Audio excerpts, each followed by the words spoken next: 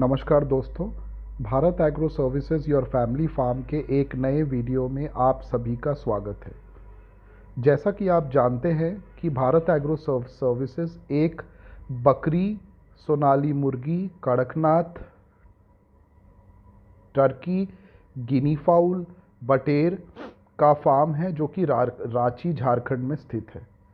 आज ये वीडियो बहुत ही महत्वपूर्ण है क्योंकि इस वीडियो में हम CIRG central institute of research for goats, जिसको हिंदी में केंद्रीय बकरी अनुसंधान संस्था जो कि मथुरा यूपी में है, उसके एक ट्रेनिंग के बारे में बात करेंगे। ये जो आप स्क्रीन पे देख रहे हैं दोस्तों, ये CIRG के वेबसाइट पे एक ट्रेनिंग मॉड्यूल है जो कि वैज्ञानिक विधि से व्यावसायिक बकरी पालन के बारे में बात करता है। हम इस वीडियो के लिए CIRG के बहुत ही शुक्रगुजार हैं। हमने इस वीडियो में वैज्ञानिक विधि से बकरी पालन के बारे में जो CIRG ने गाइडलाइंस दिया है, जो नियम बनाया है, उसके बारे में बात करने वाले हैं। दोस्तों, बकरी पालन बहुत लोग शुरू कर रहे हैं या जो शुरू करना चाहते हैं, उनके लिए ये वीडियो बहुत ही महत्वपूर्ण है क्योंकि हिंदुस्तान में, हमारे देश में सबसे उत्कृष्ट संस्था जो बकरी पालन की है वो केंद्रीय बकरी अनुसंधान संस्था है जो कि मथुरा यूपी में स्थित है। आज ये ट्रेनिंग मॉड्यूल जो है वो CIRG का ट्रेनिंग मॉड्यूल है और हम वैज्ञानिक विधि से बकरी पालन के बारे में बात करेंगे। बकरी पालन जो शुरू करना चाहते हैं उनसे मैं एक महत्वपूर्ण बात शेयर करना चाहता हूं, जो कि हमने पहले भी वीडियोस में बोला है। हमने ट्रेनिंग के बारे में बहुत सारी वीडियोस बनाई हैं। ये जो संस्था है दोस्तों, ये बकरी पालन से रिलेटेड ट्रेनिंग भी देती है। आप इसका जो वेबसाइट है उसको विजिट करके ट्रेनिंग के बारे में भी जान सकते हैं। दोस्तों, आगे चलते हैं और बात करते हैं कि बकरी पालन अगर हम शुरू करना चाह रहे हैं या कर रहे हैं तो वैज्ञानिक विधि से कैसे करें। क्योंकि आप अगर कोई भी काम शुरू कर रहे हैं तो उसको अगर साइंटिफिक वे से उसके बारे में जानकारी लेके अगर शुरू कर रहे हैं तो ही गारंटी है कि वो काम अच्छा होगा आगे जाके। अगर आप बिना ट्रेनिंग लिए या बिना बिना जानकारी के अगर आप कोई काम शुरू कर रहे हैं, स्पेशली बकरी पालन जिसमें जिंदा जानवर का काम है, तो फिर बहुत सारी मुश्किलें आ सकती हैं। तो दोस्तों, आगे चलते हैं और जानते हैं कि CIRG वैज्ञानिक विधि से बकरी पालन के बारे में क्या बोलते हैं। एक समय था जब बकरी पालन गरीब ग्रामीण खेतीर मजदूरों, लघु एवं सीमांत किसानों की आय का साधन माना जाता था। परंतु आज के परिदृश्य में बकरी पालन व्यावसायिक रूप ले चुका है। भारतवर्ष में जब गाय, भैंस आदि पशु चारागाह की कमी और अपनी अधिक आहार व आवास की आवश्यकता के कारण उपयोगिता खो रहे हैं, बकरी दूध एवं मांस के माध्यम से देश के लाखों परिवार को खाद्य सुरक्षा प्रदान कर रहे हैं। दोस्तों, ये बात किसी से छुपी नहीं है कि लॉकडाउन के बाद स्पेशली बकरी पालन जो है वो बेरोजगार युवाओं के लिए एक बहुत ही आकर्षक मौका है। CIRG भी इस बात को कहते हुए कहता है कि बकरी पालन जो है एक बहुत ही अट्रैक्टिव एम्प्लॉयमेंट है। यदि वैज्ञानिक विधि से व्यावसायिक बकरी पालन किया जाए तो उत्पादन एवं लाभ को कई गुना बढ़ाया जा सकता है। जैसा कि मैंने पहले भी कहा, एक जो बिना ट्रेनिंग लेके बकरी पालन कर रहे हैं, जो नॉन वैज्ञानिक वे से कर रहे हैं, और एक जो ट्रेनिंग लेके, जानकारी लेके वैज्ञानिक तरीके से बकरी पालन कर रहे हैं, दोनों के बिजनेस में बहुत फर्क है। दोनों का, एक का जो बिजनेस है जो बिना जानकारी के कर रहे हैं, उनका बिजनेस लंबा समय तक चलने का अनुमान नहीं है। जो साइंटिफिक वे से कर रहे हैं, जानकारी लेके, ट्रेनिंग लेके कर रहे हैं, उनका जो है बकरी पालन का बिजनेस आगे जाके ज़रूर फलेगा, क्योंकि ये बिजनेस बहुत अच्छा है। हम भी इस बिजनेस में पिछले 3-4 सालों से है, हमारा भी एक्सपीरियंस यही है। व्यावसायिक बकरी पालन से उचित लाभ तभी प्राप्त किया जा सकता है जब कम से कम 100 बकरियां पाली जाए। दोस्तों अब इसमें ऐसा है कि डिपेंड करता है कि अगर आप, मेरा सलाह यहाँ पे ये रहेगा कि हमेशा कम बकरियों से स्टार्ट करें अपना बिजनेस। 30, 40, 50 बकरियों से शुरू करें तो वो ज़्यादा बेहतर रहेगा। फिर उसके बाद अगर आप उसको बढ़ाना चाहते हैं तो जाहिर सी बात है बढ़ेगा वो बिजनेस। प्रस्तुत लेख वैज्ञानिक पद्धति से व्यावसायिक बकरी पालन को बताता है, जिससे लगभग 5 से 6 गुना तक लाभ प्राप्त किया जा सकता है। व्यावसायिक बकरी पालन में ध्यान देने योग्य बातें। अब हम इस वीडियो के इंपॉर्टेंट पार्ट में आ रहे हैं। जब हम बकरी पालन से रिलेटेड क्या क्या इंपॉर्टेंट चीज़ है उसके बारे में बात करेंगे जो CIRG ने कहा है। पहला चीज़, सबसे पहले किस नस्ल से आप बकरी पालन शुरू कर रहे हैं। दोस्तों हमने पहले भी वीडियो बनाया है कि हिंदुस्तान में बहुत तरह का नस्ल उपलब्ध है। बर्बरी है, जमुनापारी है, सिरोही है, गुजरी है, ब्लैक बंगाल है। नस्ल का चुनाव पोषण पद्धति, वातावरण, पारिस्थितिक एवं बाजार के अनुरूप हो। शुद्ध नस्ल की बकरियां ही रखें। दोस्तों ये हम भी बोलते हैं बार बार कि अगर आप बर्बरी से काम शुरू करना चाह रहे हैं तो कीजिए, बहुत अच्छी बात है, लेकिन उसका जो प्योर ब्रीड है उसी से काम स्टार्ट कीजिए, ना कि क्रॉस ब्रीड से स्टार्ट कीजिए। ये हमारा भी सलाह है और CIRG भी यही कहता है। बीजू बकरे का चुनाव। अब बीजू बकरे मतलब जो बकरे, जो ब्रीडर, आंडुल ब्रीडर जो रहेंगे आपके फार्म में, उनका चुनाव कैसे करेंगे, क्योंकि देखिए बच्चे जो आने वाले हैं बकरियों से, उस पे जो ब्रीडर है आपका, वो जो जो जिसके बीच से बकरियां प्रेग्नेंट होंगी और फिर बच्चे देंगे, तो उसका स्वस्थ होना और प्योर ब्रीड का होना बहुत ज़रूरी है। तो देखते हैं CIRG क्या बोलते हैं। बीजू बकरे नस्ल का शारीरिक रूप से पूर्ण स्वस्थ एवं चुस्त हो, मतलब फिट एंड फाइन होना चाहिए। आहार को शरीर भार में परिवर्तित करने का अधिकतम क्षमता हो। मध्यम एवं बड़े आकार की नस्लों में नर का भार 9 माह की उम्र तक 20 से 25 किलो तक होना चाहिए। अब ये डिपेंड करता है दोस्तों, अगर आप ब्लैक बंगाल से शुरू करना चाहते हैं तो ब्लैक बंगाल में 9 माह में आपको इतना वजन नहीं मिलेगा। ये बड़े जाति का बात कर रहा है, जैसे सिरोही हो गया, गुजरी हो गया, जमुनापारी हो गया, उसका बात कर रहा है। अब ब्लैक बंगाल है तो हम लोग जो चूंकि प्योर ब्रीड ब्लैक बंगाल का काम करते हैं, तो हम लोग बोलते हैं कि मिनिमम जो 1 साल से ऊपर का बकरा है जिसका वजन 18 से 20 किलो है, उससे काम शुरू किया जाए। मां नस्ल के अनुरूप अधिक दूध देने वाली हो। नर में अपने गुणों को अपनी संतति में छोड़ने की क्षमता हो। मिलन करने पे मोर देन 90% बकरियां को गर्भित करता हो। नर रोग ग्रसित एवं संक्रमित रोग का वाहक ना हो। अब दोस्तों आप सोचेंगे कि आप कोई अगर ब्रीडर खरीदने जा रहे हैं तो इतने सारे फीचर्स कैसे पहचानेंगे। तो इसे बहुत सिंपल है दोस्तों कि आप ब्रीडर जो है हमेशा अच्छे फार्म से खरीदें, देख के खरीदें, दांत चेक करें, वज़न चेक करें, उसका जो ब्रीड है, जो नस्ल की बात की गई है उसको चेक करें कि वो ओरिजिनल ब्रीड का है कि नहीं।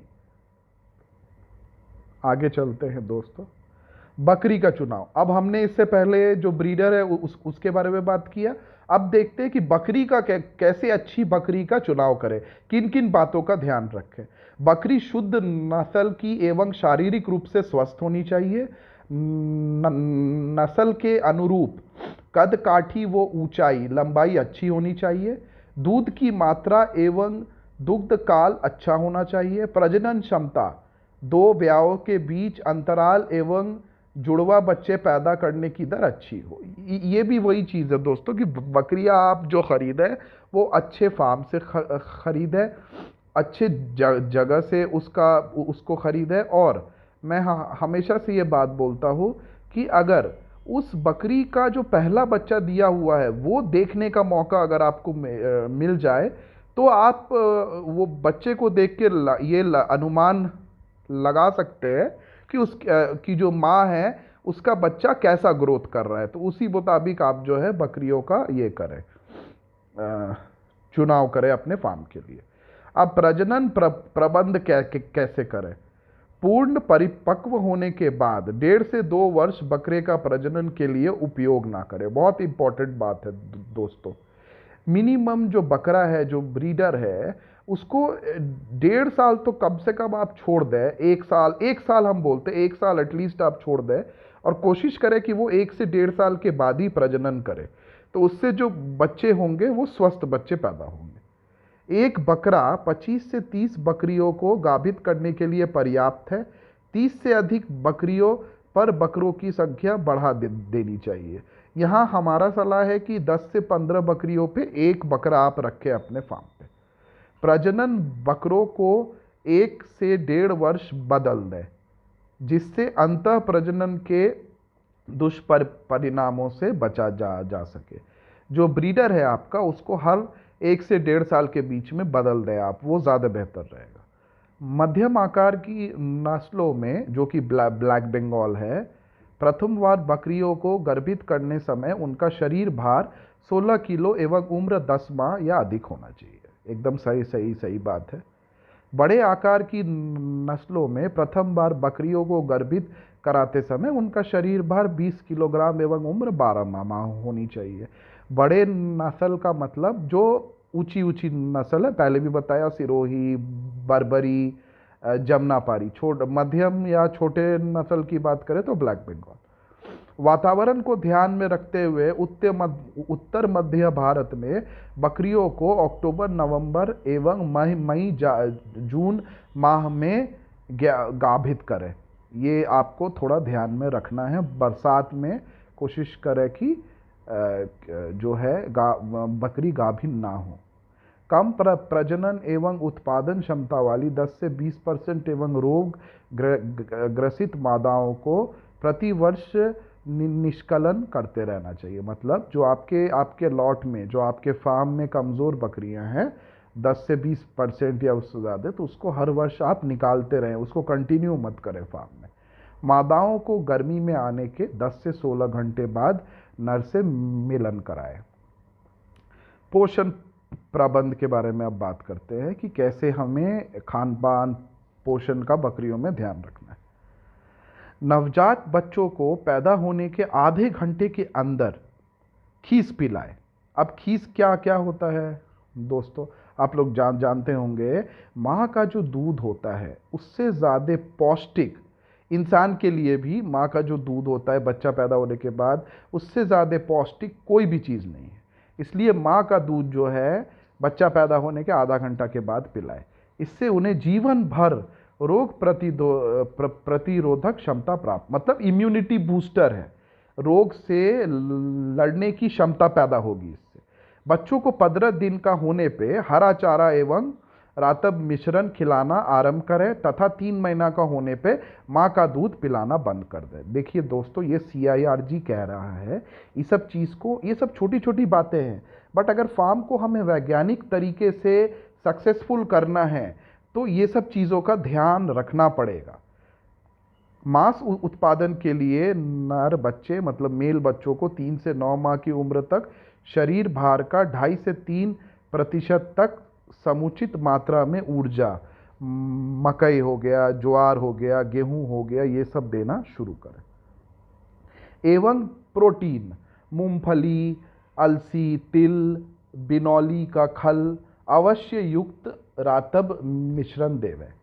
इससे रातब मिश्रण में ऊर्जा की मात्रा लगभग 60% एवं प्रोटीन युक्त अवय लगभग 37%, खनिज मिश्रण 2% एवं नमक 1% है। हम दोस्तों आगे आने वाले टाइम में आपको गोट फीड के बारे में भी बताएंगे, बना के दिखाएंगे, क्योंकि हम अपने फार्म में गोट फीड बनाते हैं, उसके बारे में एक अलग से वीडियो बनाएंगे। ऐसे CIRG ने ये सब बातें कही हैं। व्यवसायिक बकरियां 1 साल से अधिक एवं प्रजनन के लिए पाले जाने वाले नरों में उजियाकृत अवयवों की मात्रा लगभग 70% होनी चाहिए। पोषण में खनिजों एवं लवणों की नियमित रूप से शामिल करें। नमक का उपयोग करना बहुत ज़रूरी है दोस्तों। जिन बकरियों का दूध उत्पाद लगभग 500 मिलीलीटर प्रतिदिन हो, उन्हें 250 ग्राम 1 लीटर दूध पे 500 ग्राम रातब मिश्रण दें। रातब मिश्रण मतलब दोस्तों कि जो जैसे मान लीजिए रात में जो हम मिश्रण बना के दे रहे हैं, जिसमें मकई है, जिसमें चोकर है, जिसमें मिनरल मिक्सचर है, तो उसका प्रयोग करें आप। दूध देने वाली गर्भवती बकरियां आखिर के 2 से 3 महीने एवं बच्चे 3 से 9 महीने को 200 से 350 ग्राम प्रतिदिन रातब मिश्रण दें। ये सूखा दाना देना बहुत ज़रूरी है। इससे जो प्रेग्नेंट बकरियां हैं उनमें दूध का भी अच्छा वो होता है, प्रोडक्शन होता है, और बच्चे का भी जो हेल्थ है वो अच्छा डेवलप करता है। हरे चारे के साथ सूखा चारा आवश्यक है। अचानक आहार व्यवस्था में बदलाव ना करें एवं अधिक मात्रा में हरा एवं गीला चारा ना दें। अब आवास प्रबंधन के बारे में बात करते हैं दोस्तों। CIRG शेड के बारे में क्या बोलता है? पशु गृह में पर्याप्त मात्रा में धूप, हवा एवं खुली जगह हो।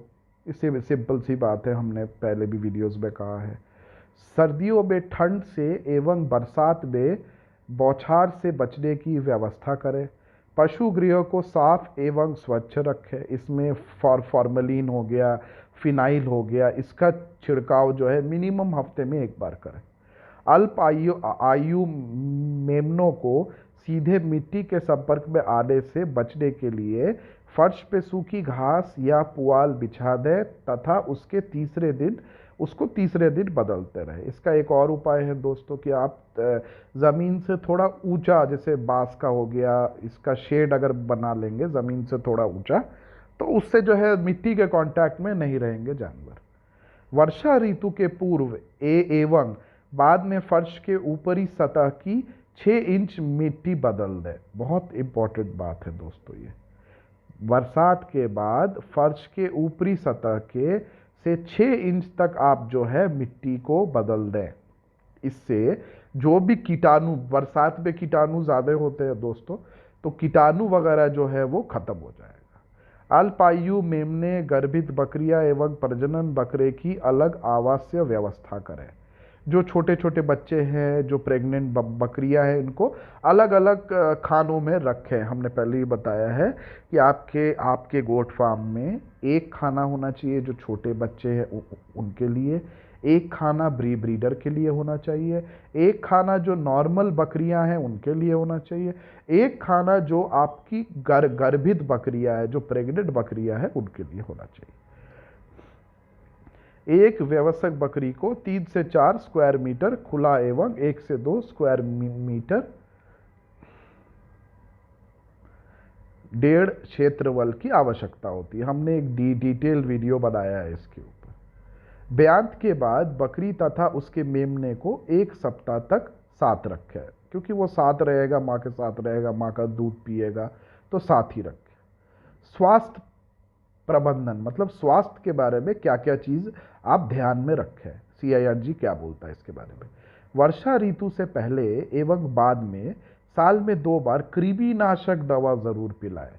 दोस्तों, एल्बेंडाजोल का लिक्विड आता है, किसी भी वेटनरी जहाँ पे जानवर का दवा मिलता है जाके बोलिएगा एल्बेंडाजोल का मुझे लिक्विड दीजिए, और उसको जो एडल्ट बकरी है, बड़ी बकरी है, उसको 1 ml पिला देना है सुबह खाली पेट में। कृमि नाशक दवा है, पेट में जितना भी कीड़ा है सब खत्म हो जाएगा, तो बकरी के हेल्थ भी अच्छा रहेगा। रोग निरोधक टीके, अब ये बहुत इंपॉर्टेंट पॉइंट है दोस्तों। हम लोगों मतलब जितने भी एजुकेशनरी वीडियोस बनाए हैं उसमें बोला है वैक्सीन बहुत ज़रूरी है बकरियों, जैसे इंसान के लिए वैक्सीन ज़रूरी है। अभी कोविड आया तो सब ने, भारत सरकार ने बोला कि भैया वैक्सीन लेना पड़ेगा, इससे बचना है। तो उसी तरह से जो भी जानलेवा बीमारी हैं जानवरों में, जैसे कि PPR, ET, goat pox, FMD मतलब फुट एंड माउथ डिजीज इत्यादि जो है उस समय से लगाए। हमने वीडियो बनाया है इसके ऊपर कि वैक्सीन के ऊपर, आगे भी हम वीडियो बनाएंगे कि किस वैक्सीन को किस एज में कैसे लगाना चाहिए। बीमार पशुओं की छटनी कर स्वस्थ पशुओं से अलग रखें एवं तुरंत तुरंत उपचार करें। दोस्तों, बकरी पालन जो है वो हमेशा आपको अलर्ट रहना है इसमें। अगर आप सोच रहे हैं कि जैसे मान लीजिए कि आप इसमें चीनी का बोरा खरीद के गोडाउन में डाल दिए, उसमें तो कोई ध्यान रखने वाली बात नहीं है, वैसे नहीं है। बकरी पालन में आपको हमेशा अलर्ट रहना है। रात में अगर कोई बकरी रो रही है, चिल्ला रही है, उसको तकलीफ है, तो उसी वक्त आपको दवा देना है, अगर आप वैज्ञानिक रूप से बकरी पालन करना चाहते हैं तो। आवश्यकता अनुसार परिजीवी के उपचार के लिए बोटॉक्स का घोल से स्नान कराएं। अब इसमें दोस्तों हमने एक वीडियो बनाया है, आप अगर देखेंगे कि डिपिंग के ऊपर। डिपिंग मतलब पूरे बकरी के बदन को एक लिक्विड में पूरे बकरी को डाल के निकाल देना। आप हमारे इसमें मैं लिंक डाल दूंगा डिस्क्रिप्शन बॉक्स में। हमने वो वीडियो का डिपिंग कैसे करते हैं वो करना बहुत ज़रूरी है। नियमित मल परीक्षण विशेषकर मेमनों का कराए। मतलब जो बच्चे होते हैं उसका जो अगर पतला लैट्रिन कर रहा है तो उसका टेस्टिंग कराना वेटनरी कॉलेज में बहुत ज़रूरी है। कौन सा वायरस आ गया है, क्या दिक्कत हो गया है, कहीं खाने से तो दिक्कत नहीं है, तो ये सब चीज़ का आपको ध्यान रखना है। अब सामान्य प्रबंधन मतलब जनरल बातें, क्या क्या चीज़ का ध्यान रखना है। बच्चों के जन्म के तुरंत बाद साफ कपड़ों से अधिक उनके नथुनों की सफाई करें। नवजात में मेमनों की नाभिनाल को शरीर से 3 से सेंटीमीटर नीचे बांधकर उसके लगभग 1 सेंटीमीटर, उससे लगभग 1 सेंटीमीटर नीचे काटकर टिंचर आयोडीन एक लिक्विड आता है, उसको लगाना है 2 से 3 दिन तक। ट्यूब में भी आता है, लिक्विड भी आता है। प्रत्येक बकरी की पहचान के लिए टैगिंग अवश्य करें, जिससे उसकी वंशावली, खान पान अधिक की सटीक जानकारी मिले। जो बकरी आप कब लाए हैं उसका पूरा आप एक डेटाबेस मेंटेन करें। किस बकरी ने किस दिन कितना बच्चा दिया, उसको कॉपी पेज में, या कंप्यूटर है तो एक्सेल शीट में उसको मेंटेन करें। बकरियों को साफ पानी दिन में 2 से 3 बार दें। साफ पानी, ये नहीं कि जमा हुआ पानी है वो पी रही है बकरियां। जिन बकरियों के नीचे दूध कम है उनके बच्चों को उस बकरी के आसपास ब्याई बकरियों का दूध पिलाए। दोस्तों ये खुद से पिलाना पड़ेगा, वो खुद से नहीं पिएगी आपके लिए, तो ये खुद से आपको देखना पड़ेगा कि इस बकरी में दूध कम हो रहा है तो उसका जो बच्चा है उसको किसी और बकरी जिसका दूध ठीक हो रहा है उसको उसके थन में मुंह लगा के पिलवाना पड़ेगा। बकरियों के बढ़े खुर समय पर काट दें। प्रतिमा बच्चों के शरीर भार के मापन करें, जिससे उसकी बढ़ा वो स्वास्थ्य का पता चलता रहे। ये सब जनरल पॉइंट्स हैं। अब बाजार प्रबंधन के बारे में CIRG क्या बोलता है। जानवरों को मांस के लिए शरीर भार के अनुसार बेचें। शुद्ध नस्ल एवं उच्च गुणवत्ता के बकरियों को बकरी प्रजनन क्षेत्रों के को बेचने पे अधिक लाभ होता है। मांस उत्पादन के लिए पाले गए नरों को लगभग 1 वर्ष की उम्र पे बेच दें। इसके उपरांत शारीरिक भाव वृद्धि कम हो जाती है, 10 से 15 ग्राम प्रतिदिन, एवं पोषक खर्च अधिक हो जाता है। ये दोस्तों CIRG का गाइडलाइंस है, ये आपको डिसाइड करना है आपका मार्केट कैसा है और आपके मतलब खरीदार जो हैं वो कैसे हैं, तो उसके अकॉर्डिंग आप अपना प्लानिंग कर लें। बकरी पालक संगठित होकर उचित भाव पे बकरियों को बेचें। ये तो बहुत इंपॉर्टेंट पॉइंट है दोस्तों कि आपने इतना मेहनत किया है तो जो बकरी का उचित दाम है उसी में बकरियों को बेचें और नुकसान नहीं करें। बकरियों को विशेष त्यौहार, ईद, दुर्गा पूजा के समय पे बेचने पे अच्छा मुनाफा होता है। ये तो आप भी जानते हैं दोस्तों, क्या प्लानिंग करेंगे तो बकरीद, दुर्गा पूजा, होली हो गया, ये सब के टाइम पे मटन का दाम जो है जस्ट डबल हो जाता है, तो उसी मुताबिक अपना प्लान करें। अब दोस्तों ये शीट देखिएगा, ये टेबल जो दिख रहा है बहुत इंपॉर्टेंट टेबल है। इसमें बताया गया है कि क्या क्या चीज़ आपको बकरियों का करना है, किस चीज़ से करना है। जैसे कि पहला जो कि हमने पहले भी देखा, डीवॉर्मिंग, ठीक है, जो पेट में कीटाणु मारने का जो प्रक्रिया है उसको डीवॉर्मिंग कहते हैं। अवधि कितने दिन बार करना है, वर्षा ऋतु से पहले तथा वर्षा ऋतु के बाद, बरसात से पहले बरसात के बाद। किस चीज़ से करना है, एल्बेंडाजोल, जो मैंने आपको बोला। ऐसे बहुत सारे दवा है लेकिन एल्बेंडाजोल अच्छी दवा है। ये 3 माह से जो ऊपर बच्चे हैं उनका करना है हमें। दूसरा डिपिंग के बारे में मैंने बताया, बकरियों का जो शरीर में चमड़ा में जो कीड़े हो जाते हैं, कीटाणु हो जाते हैं, उसको दूर करने के लिए बोटॉक्स बोल के एक आता है लिक्विड, उससे करें, या हमने डिपिंग पे एक डिटेल वीडियो बनाया है, उसको भी आप देख सकते हैं।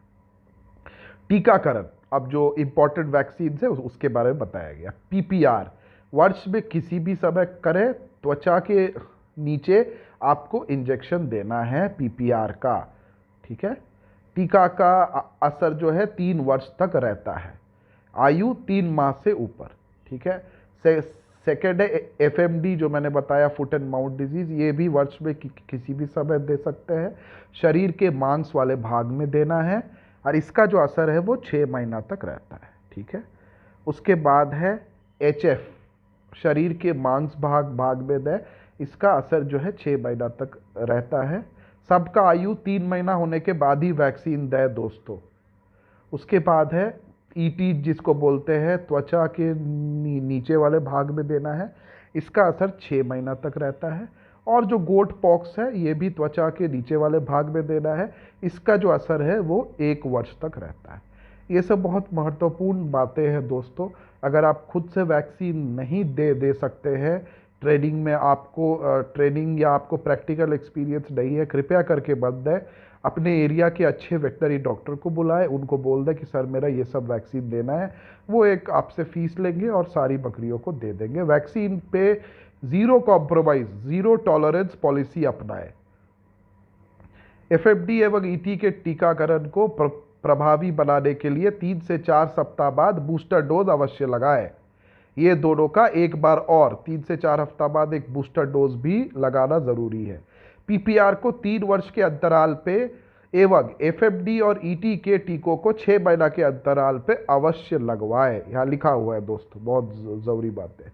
2 टीकों के माध्यम कम से कम 15 दिन का अंतराल रखें। जो 2 वैक्सीन आप दे रहे हैं उसके बीच में 15 दिन का इंटरवल होना चाहिए। पहले पीपीआर का टीकाकरण, सबसे पहले बकरी का बच्चा 3 महीना से का हो जाएगा, उसके बाद सबसे पहले पीपीआर का वैक्सीन लगा दें। हम दोस्तों इस वीडियो के लिए जो भी ये ट्रेनिंग मॉड्यूल CIRG के प्रोफेसर्स हैं, जिनका नाम मनोज कुमार सिंह, नीतिका शर्मा, दिनेश कुमार शर्मा, अरविंद कुमार, महेश शिवानंद डीगे, अनुपम दीक्षित, सौविक पाल एवं आर पुरुषोत्तम के बहुत आभारी हैं। दोस्तों हम उम्मीद करते हैं कि ये वीडियो आपको अच्छा लगा। हम आगे भी ऐसे ही एजुकेशनरी वीडियोस बनाते रहेंगे। दोस्तों अगर वीडियो अच्छा लगा तो प्लीज़ चैनल को सब्सक्राइब कर दें, वीडियो को लाइक कर दें और वैज्ञानिक रूप से बकरी पालन करें। नमस्कार।